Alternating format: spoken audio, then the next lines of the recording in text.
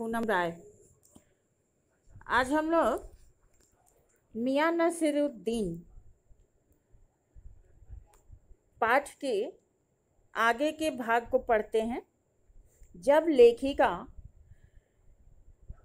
मियां नसीरुद्दीन के यहाँ जाती हैं और उनसे पूछती हैं कि आपने ये विभिन्न प्रकार की रोटी बनाने का इल्म अर्थात तरीका कहाँ से सीखा, तब मियां नसीरुद्दीन ने आँखों के कंचे उन पर फेर दिए। आँखों के कंचे फेरना ये एक मुहावरा है जिसका अर्थ होता है कि उनको ध्यान से देखना।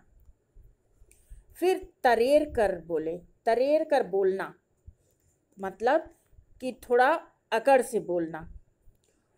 उन्होंने पूछा कि क्या बात है भाई, पूछिए। आप ये नहीं जानते कि नानबाई इल्म लेने कहाँ जाएगा? क्या नगीना साज के पास जाएगा, आईना साज के पास जाएगा, मीना साज के पास जाएगा, रफूगर रंगरेज या तेली तमोली से सीखने जाएगा? फरमा दिया साहब, ये तो हमारा खानदानी पेशा है। और हाँ, इल्म की बात तो जो कुछ भी सीखा है अपने वालिद उस्ताद से ही सीखा है। यहाँ वालिद और उस्ताद नसीरुद्दीन मियां ने दोनों ही एक साथ उपाधि दी। वालिद मतलब जो उनके पालनहार पिता थे और वही उनके गुरु थे। ये दोनों उपाधियां उन्होंने अपने पिता को दी। मतलब ये कि ना तो कभी पेशा खोजने के लिए यानी काम धंधा खोजने के लिए मियां नसीरुद्दीन घर से बाहर निकले और ना ही उन्हें कोई काम मिला। बाप दादा का जो हुनर मतलब कारीगरी, जो तरीका उन्होंने पाया था उसी को उन्होंने आगे बढ़ाया। वालिद मरहूम, उनके पिता की जो मृत्यु हो चुकी थी उसको उन्होंने संबोधित किया और ठिये मतलब उनके स्थान पर। तो इस प्रकार मियां नसीरुद्दीन ने लेखिका के जवाब इस प्रकार दिए कि एक कारीगर अपने पुश्तैनी पेशे को अपनाता है, वो कहीं बाहर नहीं जाता और उसको वो सारी कलाएं अपने पूर्वजों से मिल जाती हैं। अब इसमें जो प्रमुख बिंदु आ रहे हैं वो इस प्रकार दिखाई दे रहे हैं। नसीरुद्दीन मियां ने लेखिका को आंखें तरेर कर क्यों देखा? नसीरुद्दीन मियां ने आंखें तरेर कर लेखिका को देखा, इसके दो कारण दिखाई देते हैं।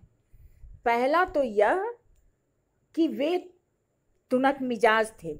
तुनक मिजाज का मतलब कि तुरंत नाराज हो जाने वाले थे। और दूसरा, उनको अपने ऊपर पूरा आत्मविश्वास था। उन्होंने बड़े लगन से, बड़े परिश्रम से उस काम को सीखा था, तो इसलिए उन्हें आत्मविश्वास भी था और इसीलिए वो सामने वाले पर पूरी तरह से हावी होकर बात भी करते हैं। और दूसरा जो कारण है वो ये दिखाई देता है कि उन्हें लेखिका का यह प्रश्न ही बेतुका लगा था। क्यों बेतुका लगा था? क्योंकि उनके अनुसार एक कलाकार अपने पुश्तैनी काम धंधे को ज़्यादा महत्व देता है, वो कहीं बाहर सीखने नहीं जाता, अपने पूर्वजों से सीखता है। मियां नसीरुद्दीन का खानदानी पेशा क्या था और उसे उन्होंने क्यों अपनाया था? मियां नसीरुद्दीन का खानदानी पेशा नान बनाना था और विभिन्न प्रकार की रोटियां बनाने का ये तरीका उन्होंने अपने पूर्वजों से सीखा था। उनके पिता और उनके दादा ये दोनों ही प्रसिद्ध नानबाई थे और अपने ज़माने में बहुत प्रसिद्धि प्राप्त किए थे।